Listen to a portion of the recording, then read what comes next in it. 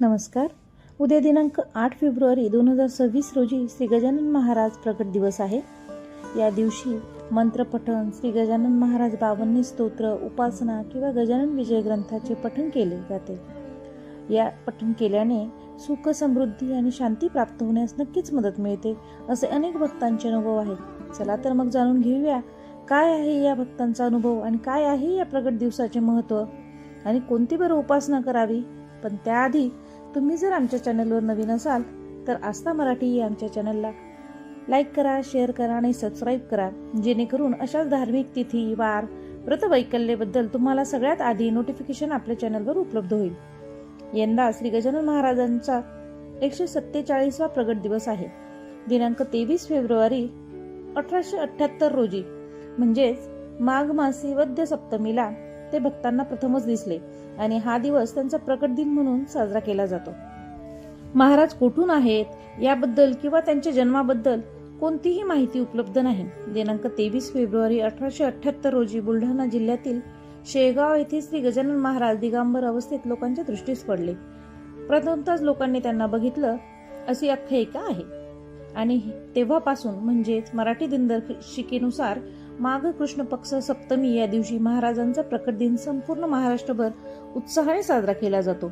या दिवशी शेगावी महाराजांच्या मठात पादुका पूजन, होम हवन, पालखी असे अनेक विधी केले जातात. त्या दिवशी महाराष्ट्रातूनच नव्हे तर देशभरातून भाविक मोठ्या संख्येने शेगावी दर्शनासाठी येतात. शेगाव प्रमाणेच इतर ठिकाणी असलेल्या गजानन महाराजांच्या मठात भव्य उत्सव साजरे केले जातात. गणगण गणात बोते हा महाराजांचा आवडता मंत्र. ते या मंत्राचा अखंड जाप करत असत. असं सांगितलं जातं की त्यांच्या सततच्या गणगण गणात जपामुळे गजानन हे नाव त्यांना शेगाववासियांनी दिलेलं आहे. गण म्हणजे देवीचा किंवा देवांचा प्रमुख आणि जन म्हणजे जनमानसांमध्ये असलेलं दैवपण. चालते बोलते रत्न शेगावी आले म्हणून शेगावच्या पौरवासी म्हणजे रयतेने महाराजांना गजानन हे अभिनाम दिले. शेगावचे संत म्हणून त्यांची ओळख आहे. जसे ज्ञानेश्वर माऊली झाले आळंदीचे संत, देहूचे श्री तुकाराम महाराज आणि अक्कलकोटचे स्वामी समर्थ, याप्रमाणेच शेगावचे गजानन संत हे प्रख्यात झाले. गजानन महाराज हे श्री दत्त प्रभूंचे तिसरे अवतार आहेत असेही उल्लेख आहेत. बऱ्याच ग्रंथांमध्ये हा उल्लेख आहे की दत्त प्रभूंचा दुसरा अवतार श्री स्वामी समर्थ आणि त्यानंतर गजानन महाराजांनी अवतार घेतलेला आहे. पण गजानन महाराजांचा हा प्रकट दिवस म्हणून साजरा केला जातो तर जन्म दिवस हा कोणालाच माहीत नाही. ते परमहंस संन्यासी जीवनमुक्त होते. भक्तांचा कल्याण करण्यासाठी आणि त्यांनी वेगवेगळ्या लीला केलेल्या आहेत. त्यांना योगी राणा असं देखील म्हटलं जायचं, कारण त्यांच्या अंगी असलेलं देवपण ते लोकांना कळू नये, कारण ते योग क्रियेवर त्यांचा जास्त भर असायचा. वायूच्या गतीने महाराज क्षणात कुठे तर क्षणात वनात, क्षणात गावात तर क्षणात कुठल्या तरी दुसऱ्या खेडेगावात असायचे. काय असेल तर ते असो, पण त्यांचं देवपण हे लोकांना कळू नये म्हणून ते दिगंबर अवस्थेत भटकत असत. त्यांची वरपांगी जे सोंग घेतलेलं होतं ते त्यांच्या खऱ्या भक्तांना कळल्यानंतर प्रचंड प्रमाणात जनसमुदाय महाराजांच्या भक्ती मार्गावर चालू लागला. गणगण गणात बोते हा त्यांचा आवडता मंत्र होता. त्याचा सतत जाप अगदी त्यांच्या नावाप्रमाणेच गजानन जे त्यांचं अभिनाम दिलेलं होतं रयतेने त्यांना, त्याप्रमाणे त्यांच्या मुखात कायम गणगण गणात बोते हा सतत उच्चार चालत असायचा. तर गजानन बावन्नी ही भक्तांनी महाराजांसाठी गायलेलं एक स्तोत्र आहे. तर ते सुद्धा महाराजांना अत्यंत प्रिय असल्याचं सांगितलं जातं. प्रत्येक गजानन भक्ताच्या घरी गजानन बावन्नी वाचली जाते असेही म्हणतात की गजानन बावन्नी वाचल्याने किंवा ऐकल्याने आपले सर्व दुःख संकटे दूर होऊन सुख, समृद्धी आणि शांती घरात येते. जरी तुम्हास गजानन बावन्नी वाचणे रोज शक्य नसले तरी प्रकट दिनी या स्तोत्राचे पठण केल्याने किंवा ऐकल्याने मनोवांछित फळ मिळते. तर कशी करावी या स्तोत्राचे पठण किंवा कशी करावी उपासना हे आपण आता थोडक्यात जाणून घेऊया. तर गजानन महाराजांच्या प्रकट दिवशी सकाळी स्नानादी आटोपून स्वच्छ वस्त्र धारण करायचे. या दिवशी मोठा उत्सवही साजरा केला जातो. म्हणून मंगल असा या दिवशी छान स्वच्छ आंघोळ केल्यानंतर आपण देवासमोर बसायचं. देवपूजा वगैरे आटोपल्यानंतर एका स्वच्छ अशा जागेवर पाटावर लाल कापड अंथरायचं आणि त्यावर गजानन महाराजांची प्रतिमा ठेवायची किंवा मूर्ती ठेवायची, त्याचा अभिषेक करायचा.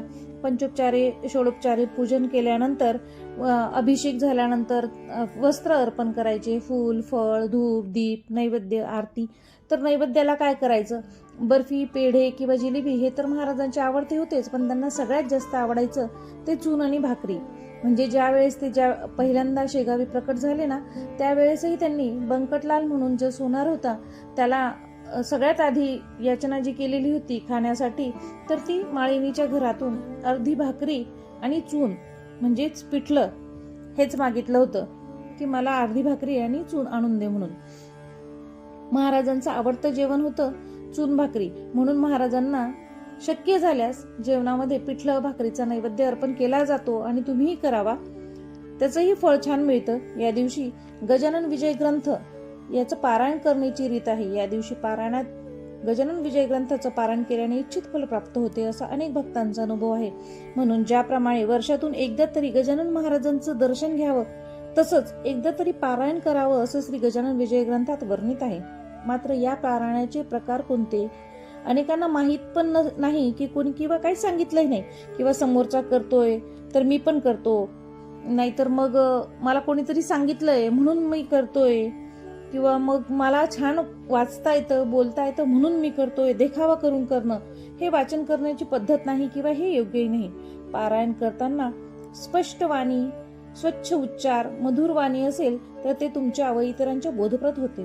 गजानन ग्रंथाचे पारायण फक्त वेगवेगळ्या प्रकारे करतात. कोणी 3 दिवसीय पारायण तर कोणी 7 दिवसीय. पण उत्तम फळप्राप्तीसाठी एकासनी पारायण सर्वोत्तम मानलं जातं. तर काय असे आहे हे एकासनी पारायण? ज्या दिवशी आपण गजाननाची पूर्ण षोडोपचार पूजा केली, नैवेद्य आरती अर्पण केल्यानंतर आसनावर एकाच बैठकीत जे पारायण केलं जातं त्याला एकासनी पारायण म्हणतात. संत कवी दासगणूंनी महाराजांच्या अनेक लीलांचे अगदी सोप्या भाषेत वर्णन करून सांगितलेला ग्रंथ म्हणजे श्री गजानन विजय ग्रंथ. गुरुपुष्य अमृता योगावर एकासनी पारायण करणं अत्यंत शुभ मानलं जातं. श्री गजानन महाराज परमज्ञानी, भक्तवत्सल, महान योगी, भक्त प्रतिपालक, अनाथांचा नाथ किंवा गुरु म्हणून जगविख्यात तर झालेच, पण पालखीच्या माध्यमातून महाराज अगदी खेड्यापाड्यापर्यंत पोहोचले. मानवतेला सदाचार संपन्न करून महाराजांनी आपले अवतार कार्य 8 सप्टेंबर 1910 समाधी घेऊन संपवले. मात्र त्याआधी 2 वर्ष पूर्वीच महाराजांनी समाधीचा दिवस, समाधीची जागा भक्तांना सांगितली होती. असं म्हणतात की महाराजांनी आपली समाधी कोठे करावी हे सगळं आपल्या प्रियजनांना सांगून ठेवलेलं होतं. दरम्यान महाराजांची विठ्ठलावर भक्ती ही सर्वतोपरी होती. पंढरीचा राया यास महाराज अतिशय महत्त्व द्यायचे, किंवा त्यांना देवाप्रमाणे जसं आपण पंढरीच्या विठ्ठलाला देवदेव म्हणून बसतो ना, तर महाराजांची त्यांच्यावर खूप श्रद्धा होती. तर असं म्हणतात की विठ्ठलाच्या आज्ञेने महाराजांनी शेगावीत समाधी घेतली. 8 सप्टेंबर 1910 त्यांनी शेगावीत समाधी घेतल्यानंतर भाद्रपद शुक्ल पंचमी म्हणजे ऋषी पंचमी दिनी मराठी कॅलेंडरमध्ये भाद्रपद शुक्ल पंचमी ऋषी पंचमी दिनी महाराजांनी समाधीस्थ झाले. सूर्य येता मध्यान्नी गणगणगणात असा शब्दोच्चार करून महाराज समाधीस्थ झाले आणि त्यांचे प्राण अनंतात विलीन झाले. तर अशा प्रकारे 8 फेब्रुवारीला गजानन प्रकट दिनी तुम्ही सुद्धा गजानन विजय ग्रंथ किंवा गजानन 52 स्तोत्राचं वाचन करून सुख, शांती आणि समृद्धीचा अनुभव घेऊ शकता. तुम्ही सुद्धा गजानन महाराजांचे भक्त आहात का? महाराजांचा प्रकट दिन तुम्ही कशा प्रकारे साजरा करता? कमेंट करून नक्की सांगा. जय गजानन, श्री गजानन, गणगणगणात बोते.